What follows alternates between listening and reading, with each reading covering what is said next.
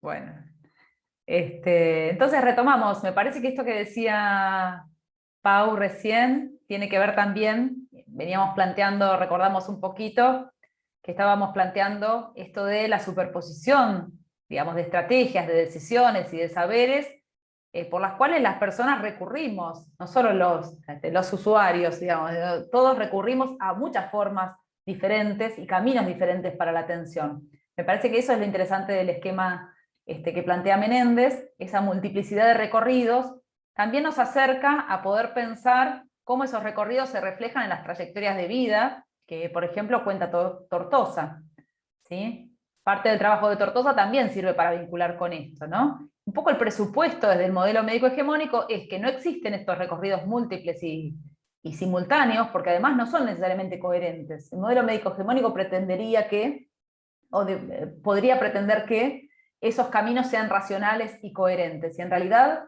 no necesariamente son coherentes con una perspectiva científica, ¿sí? Responden a otras lógicas, responden a sistemas de representaciones, de valoración, de así lo hacía mi abuela, ¿sí? O así lo hacía mi abuelo, ¿sí? De llamar a alguien, preguntarle a alguien que es un referente en salud para nosotros dentro de nuestras redes comunitarias de vida, ¿sí? Preguntarles cómo hago frente a una determinada problemática. Eso sería salir del esquema o del camino pautado, digamos, de consulta tradicional dentro del modelo médico hegemónico. Y sin embargo son formas, y sin embargo no, a la vez son formas de atención a las que se recurre en la vida cotidiana, ¿sí? Para eso nos sirve ese esquema que planteaba Menéndez y por eso nos parece valioso destacarlo, porque si no se asume que Y solo eso que es un es, camino. Sí. y eso que decía Sana de que digamos que el modelo médico se vale de la autoatención para poder seguir funcionando. Por ejemplo, yo me ponía a pensar, hasta las decisiones de no consultar en los efectores de salud son ante determinadas situaciones o de esperar, son formas de autoatención. Entonces, no sé, por ejemplo, estoy engripada, agarro, me tomo la fiebre. Bueno, tomarse la fiebre y leer la fiebre, que lo tenemos tan naturalizado. Eso es algo aprendido, digamos, es algo que se fue introduciendo, ¿no? No es algo que viene, uno nace con eso. Y ahora con la Bueno, y esa pandemia, ¿no? forma, bueno, claro, En el la cantidad de supermercado coordenadas que en el tenemos para supermercado nos tomamos controlar. la temperatura.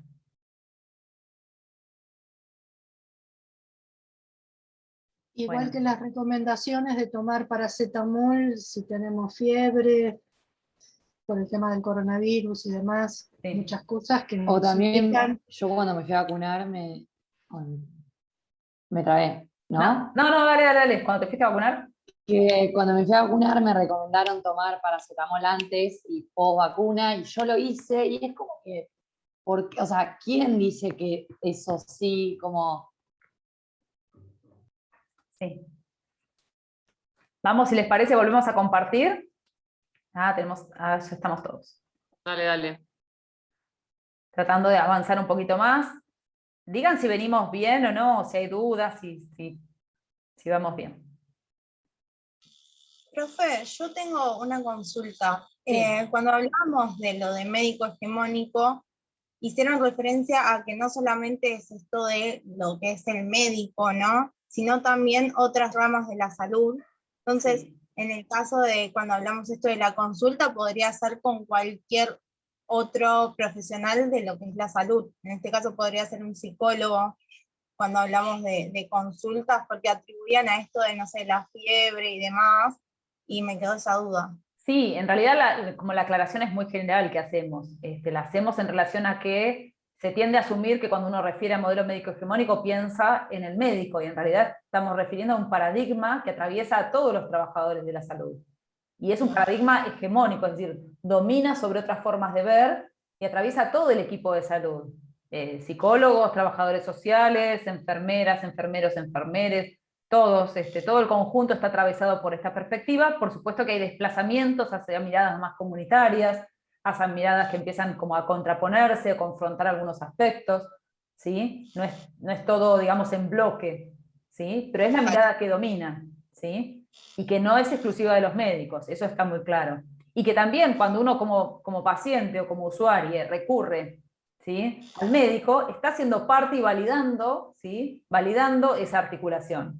Nosotros desde nuestro lugar no estamos diciendo que está mal el modelo médico hegemónico, estamos describiendo los procesos sociales ¿sí?, que acompañan este estado de cosas, digamos, del estado de situación, donde lo importante sería ver los procesos de, digamos, de dominación de un sistema sobre otro, ¿sí?, cómo quedan por fuera algunos aspectos que son sustantivos a analizar, si nos enfocamos en una mirada crítica desde las ciencias sociales y pensamos cómo, digamos, que no podría dejar de verse, o no debería dejar de verse, que las condiciones de vida trazan, digamos, y tienen un impacto en especial en términos de procesos de salud-enfermedad, cuando explicamos a nivel histórico y colectivo ciertas brechas, ciertas desigualdades, cierto impacto de los modelos político-económicos en un momento particular. O sea, son dos cuestiones distintas. Una, cómo nos desenvolvemos nosotros en el contexto cotidiano de nuestras vidas, ¿sí?, y otra es cómo estamos mirando estos procesos críticamente y cómo opera en relación a tomarse como el único modelo posible, como el único dado, y sin opción de revisión crítica, ¿no? No sé si se entiende. ¿Avanzamos? ¿Quieren? Hacemos un pequeño paréntesis ahora con un texto que nos gusta mucho con Paula, que es un texto que también tiene unos años, pero a veces los textos que tienen algunos años también pensamos que tienen un valor especial algunos de ellos, ¿no? Si uno los selecciona y los considera en función de la pertinencia para el aporte que hacen en algún momento, ¿no? En este caso tomamos el texto de Byron Wood, que es un antropólogo norteamericano, estadounidense, ¿sí?, que trabajó muchos años en la enseñanza de la antropología, ¿sí?, y de la medicina social en una escuela de medicina en la Universidad de Harvard. En particular, lo que nos interesa de él es cómo trata de analizar y cómo propone un análisis de cómo se transita el proceso de aprendizaje a nivel de grado de la medicina. ¿Por qué nos interesa esto? Porque consideramos con Paula que analizar, digamos, cómo se transita el proceso de aprendizaje a nivel de grado, ¿sí?, en la formación en medicina, nos habla un poco, y esto lo plantea también Byron Wood, ¿sí?, nos habla un poco de cómo se amolda y cómo se construye la mirada y la subjetividad y una forma de racionalidad médica, ¿sí? Y esto tiene que ver también, en parte, con esto que planteamos como modelo médico hegemónico, ¿no? Cómo se construye esta autoridad, este sentido de que el modelo médico hegemónico o la biomedicina es la única forma posible de ver y de actuar sobre la salud y la enfermedad, ¿sí?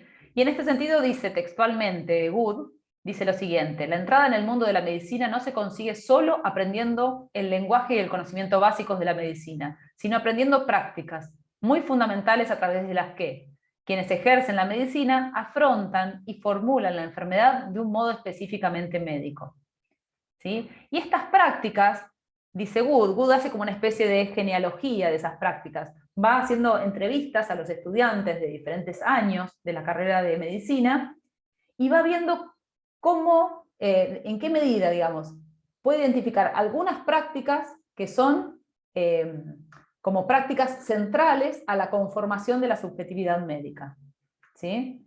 A partir de entrevistas y de digamos, de la construcción de relatos de estudiantes, va encontrando esas prácticas, y esas prácticas que identifica son ver, escribir y hablar.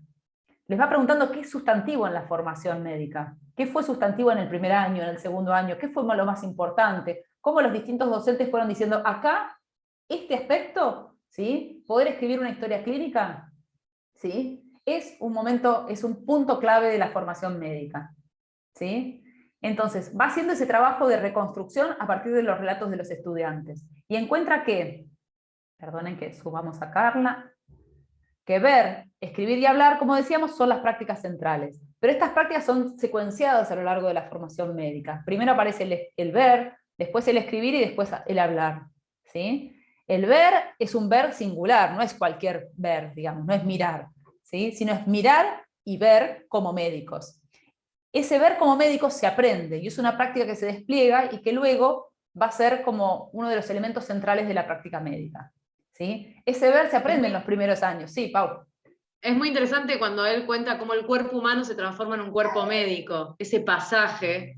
Cuando lean el texto, a mí me resulta muy rico, porque eso de cómo, dice, bueno, cuando uno ve piel, y cuando habla del interior, cuando habla del exterior de una persona, cuando habla del interior, habla del alma, de, no sé, de los proyectos de una persona.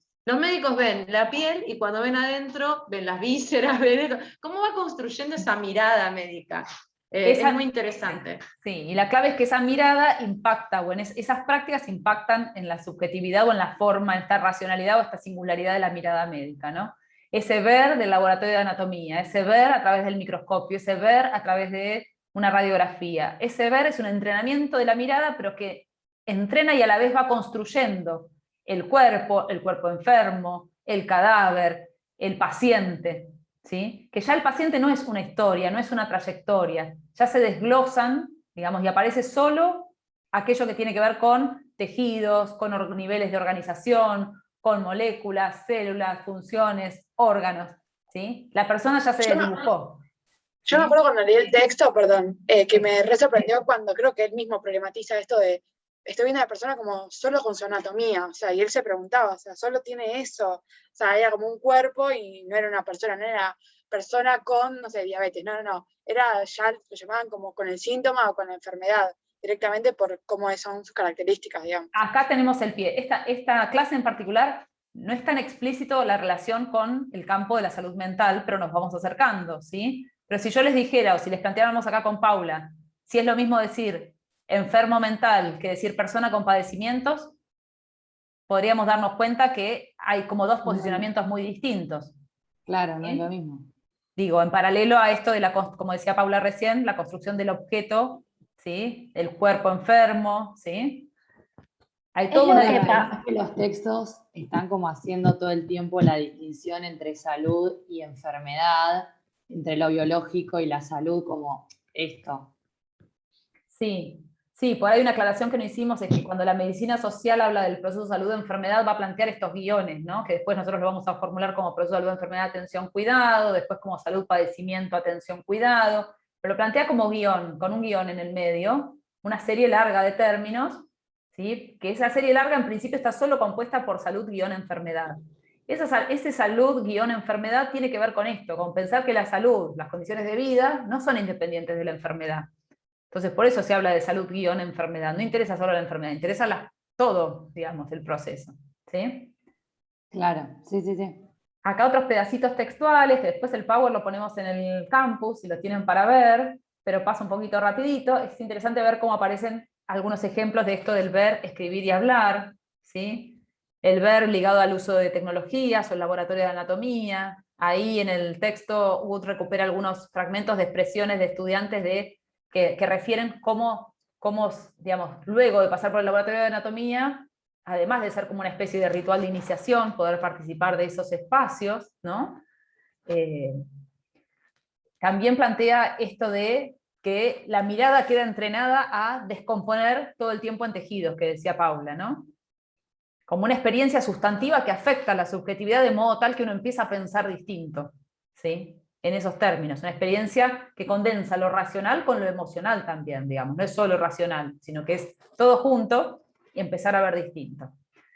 Después, respecto del escribir, dice que el escribir ordena el razonamiento, pero a la vez confiere autoridad. Si alguien entra en una sala, digamos, con una planilla y empieza a completar la historia clínica, eso ya establece los roles, configura los roles, ¿sí? Y a la vez da la autoridad por la cual quien escribe, ¿sí? Está fijando un tratamiento, un diagnóstico, un pronóstico, ¿sí? También organiza la interacción, decíamos recién, y está destinado a un público. Cuando escribo en la historia clínica está destinado a un público que es un par, es un colega o es un jefe, ¿sí? Pero no está destinado al paciente o al usuario, por lo general, ¿sí? Pensé que Pau querías decir algo. Sí. No, que por eso a los residentes de primero se los ve haciendo todos los mandados en el hospital. Dicho brutalmente, ¿no? Desde mi mirada. Pero se los ve escribiendo, yendo a buscar los laboratorios, como son los que tienen el contacto inmediato con el paciente, que eso se va perdiendo a medida que van pasando los años, porque, digamos, lo importante no es lo importante es todo esto, digamos, ¿no? El paciente como todo ese receptáculo de fisiología, y que es una cuestión importante aprender a escribir la historia clínica y aprender a presentar un caso. Un caso, ya fíjense que estamos hablando de caso, hablamos de cuerpo, usuario, caso, paciente, ¿sí? Todo eso son mediatizaciones que suponen esa construcción de ese objeto, ¿sí? Es presentar al paciente, digamos. Tiene que presentar al paciente el de tal, el de primero. Pero ustedes fíjense, si tienen la posibilidad de estar en efectores de salud, cómo están los residentes de primero, cómo está el de segundo, el tercero y el de cuarto. Es muy interesante. Sí. Y otra de las prácticas es el hablar. Hablar, ser conciso, ir directo al grano, digamos, no irse con un despliegue de muchas cosas que no son pertinentes al objeto que se está analizando o a lo que se está considerando, ¿sí? Y la presentación entre pares en Ateneos también es otra de las prácticas que se enfatiza, pero nunca esto sí excluye claramente la posibilidad de conversar, ¿sí? De dialogar, de conversar con el usuario, con el paciente, entre comillas, ¿sí? Ahí no está puesto el interés en el hablar, en la práctica, en este abanico de 3 prácticas médicas como prácticas formativas centrales, ¿sí? El hablar siempre es hacia pares, ¿sí? Y es bajo una modalidad de ser conciso y directo al grano. Todo lo que eso supone una segmentación o una expulsión de todo lo que no es importante. Lo que no es importante es la trayectoria de vida, las condiciones sociales de vida, los procesos de trabajo, ¿sí? Los itinerarios respecto de otras formas posibles de atención. Todo eso no es pertinente. Entonces, eso va como seleccionando, ¿sí? En esa práctica se va seleccionando todo lo que es accesorio. Desde una perspectiva crítica podríamos decir, o desde la medicina social podríamos decir, parte de eso que se considera accesorio en realidad puede ser central para poder pensar de otro modo. ¿Se entiende? Más que se entiende, me explico. ¿Sí? Bueno, sí. leo rapidito dos pedacitos de Good y avanzamos. El hecho de que los estudiantes de medicina tengan poco interés por las conversaciones con sus pacientes se debe también a su percepción de que los actos verbales más importantes en la práctica de la medicina no son las entrevistas a los pacientes, sino su presentación ante pares, ¿no? Ante otros. Aprender a ir al grano, es lo que decíamos recién, de una manera persuasiva, es básico para llegar a ser médico. Exige saber lo suficiente sobre el estado del paciente, las posibilidades diagnósticas y entre qué tratamientos elegir a partir de un larguísimo formulario lleno de información y presentar cuestiones básicas en pocos minutos.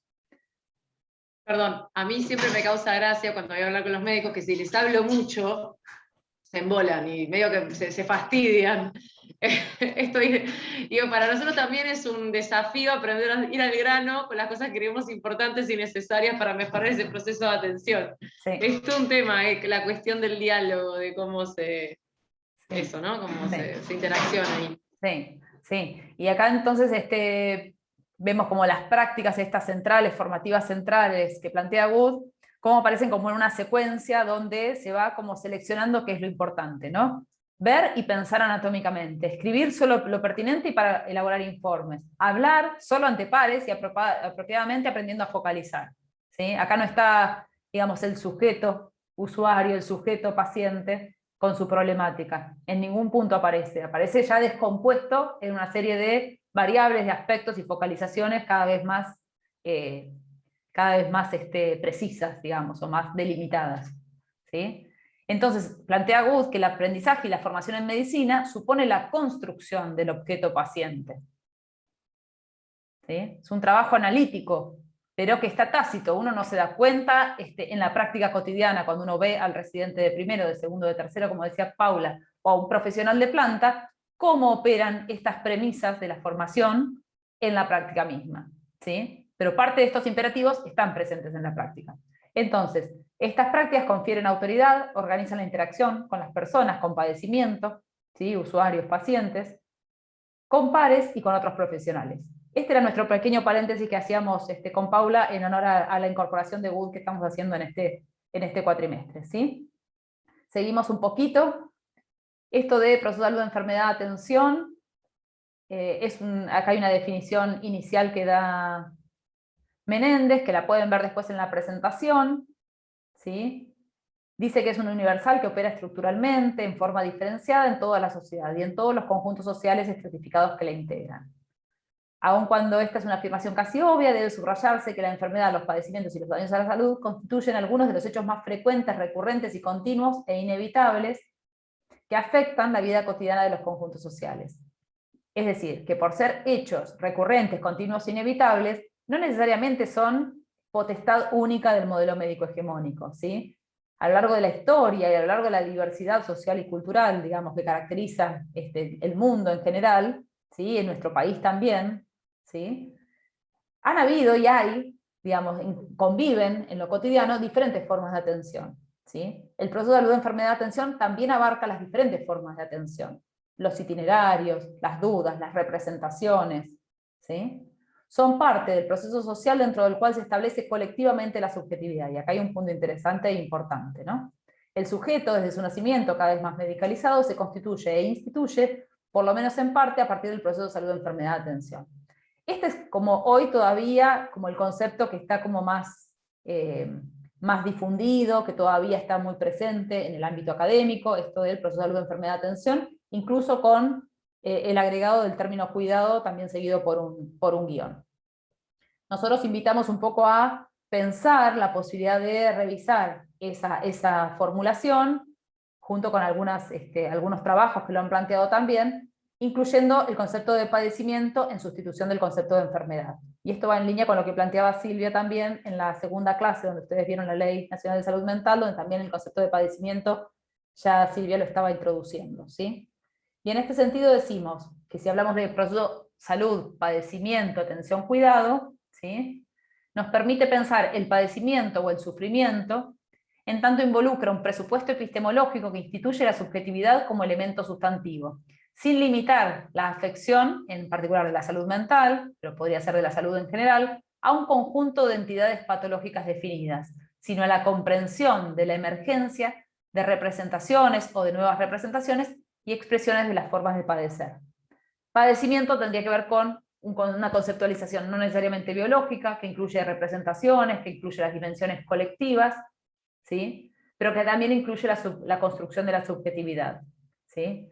Todo eso, digamos, es como el plus que viene a incorporar el concepto de padecimiento en contraste con el concepto de enfermedad, ¿sí? Entonces, por eso proponemos de algún modo este pasaje de la expresión proceso de salud, enfermedad, atención, que postula Menéndez y que es después fue muy incorporado en distintos trabajos académicos. Proponemos esa sustitución, ese enroque, ¿sí? Para ampliar con el concepto de padecimiento, ¿sí?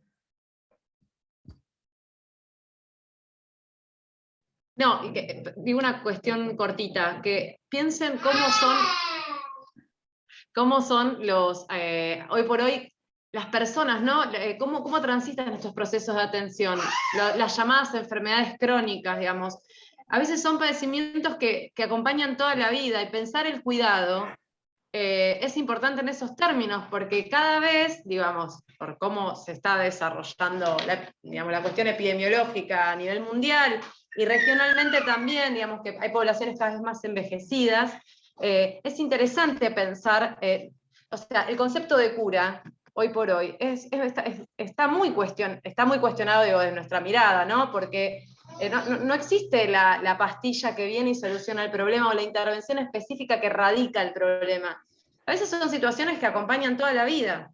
Y bueno, en eso también se queda muy corta la biomedicina, ¿no? Para pensar estos procesos de atención. Sí, totalmente.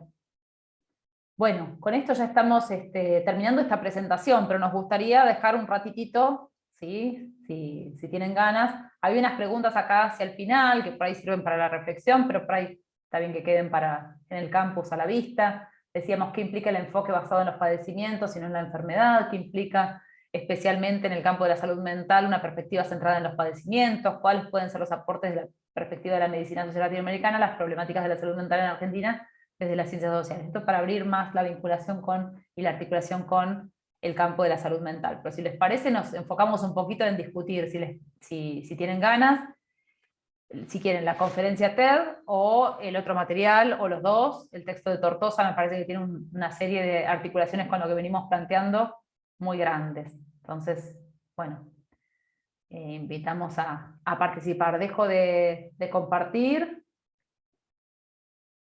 Ahí está. Nos vemos, las que pueden, si pueden, por sus conexiones y todo. Si quieren abrir las cámaras, tienen ganas, los micrófonos cuando quieran intervenir, no hay ningún problema y con gusto. Bueno, a ver, la idea ahora es poder pensar el recorrido que hicimos, hablamos mucho, participaron mucho ustedes también, eso está buenísimo. Hola Lara. A mí, hola, no Hola sé si me escuchan. Cristóbal, dale, Hola. sí. Sí, a mí al menos en el texto de Menéndez, que capaz está implícito, pero pensaba, debería como decirse como dentro de las características del modelo médico hegemónico, el tema de la coerción. Como que yo me preguntaba o sea, lo que veo es como que hasta qué punto en ciertas ocasiones hay decisión de las personas como para poder optar o no, en realidad para poder no optar por la salud biomédica. De hecho, me acuerdo, hay un documental argentino que se llama El mal del viento, que toca ese tema también y se lo recomiendo, muy bueno, como entre dos formas o sea, ahí se ven enfrentadas dos formas de concebir la atención, el padecimiento, la salud, y en donde se Discúlpame, no impone escuché, ¿cómo se llama? el mal del viento. El mal del viento. Sí, sí, es el caso de un chico en una tribu guaraní, no me acuerdo el nombre, del norte de Argentina, que le descubren una enfermedad y para el de la comunidad, esa enfermedad es por el viento, o creo que se lo transmiten los árboles, cosas así, pero entre las visitas como periódicas que cada 15, 20 días hace una doctora a la comunidad, ella descubre que tiene un problema grave al corazón. Entonces, ¿qué pasa? Que la doctora decide sacarlo de la comunidad. Y al sacarlo de la comunidad, atropellar todo eso de lo que estamos hablando, como de la medicina, los derechos de las personas y eso, y se lo llevan a la fuerza. Lo traen acá a Buenos Aires, lo hospitalizan, ven que el niño tiene que operarse urgentemente porque si no en tiempo corto va a morir. Viene el chamán de la tribu y dice como, esta ciudad es muy fría, como que acá no lo intervengan, no lo operen, porque nosotros tenemos la cura para eso, es algo que sabemos tratarlo, y por favor como devuélvanos al chico, al niño que debe tener, no sé si un año. Y finalmente el caso también se hace televisivo y cuando lo operan, de hecho, los canales titulan así como triunfó la medicina moderna, triunfó la razón, era lo que ponen.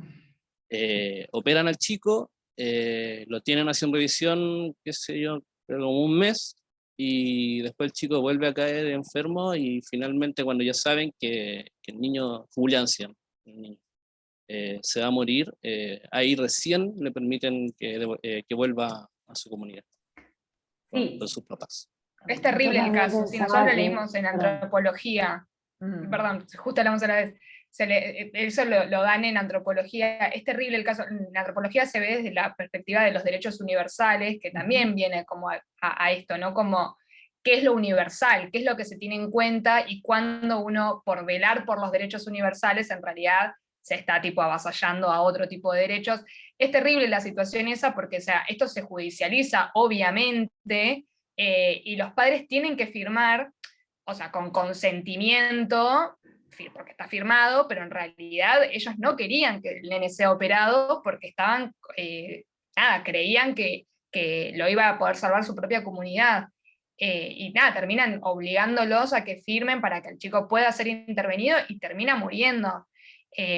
Nada, nosotros lo vemos dentro de la materia de antropología, se ve desde ese lado de los derechos universales y todo lo que viene por detrás con esto, que tiene que ver con esto, que también viene como mucho el discurso de, como, no sé, como, bueno, todos merecemos respeto, igualdad, que qué sé yo, y es re criticable también ese discurso, porque en realidad es una mentira, o sea, es mentira que todas las personas necesitan absolutamente lo mismo, en la misma cantidad, de la misma forma, es negar, y a su vez de negarle las identidades, es también negar que los estados en general muchas veces fueron por encima de estos sectores justamente, digamos, de los pueblos originarios. Los estados, digamos, casi nunca los han tenido en cuenta en ningún sentido, entonces es como hasta irónico encima pedirles que dejen de lado sus raíces y que acepten la medicina moderna, cuando es como, bueno, hasta como es esto, ¿no? Esto que decía el compañero, de hasta incluso tal vez se enfermó como por estar en otra ciudad, por tener otras condiciones. Es terrible ese caso. Y así como ese, hay un montón que tienen que ver con esto, con el no respeto, digamos, de las identidades y de las culturas propias. Bueno, si vieron Yo la quería charla agregar TED, esto de que en el documental habla de la UEN, de la interculturalidad, y habla de todo lo que están mencionando los compañeros. Como... ¿Querés contar un poquito, Lara? Nos queda todavía un ratito y si quieren después, si necesitamos, nos conectamos unos minutitos más. La idea sería no extendernos mucho más que, digamos, que 8:20 o por ahí, digamos, pero me parece que un ratito amerita que conversemos un poquito sobre esto. Si querés contar un poquito, Lara, qué pasa con doña Victorina, decimos, Mara decimos quiere solamente... contar. ¿Qué? Mara quiere contarlo. Mara, se va pasando la pelota. Amiga, ¿qué te pasa? Esperen un segundito, dejo de grabar, así charlamos, ¿sí? ¿Les parece? ¿Te parece, Pau? ¿Dejo de grabar?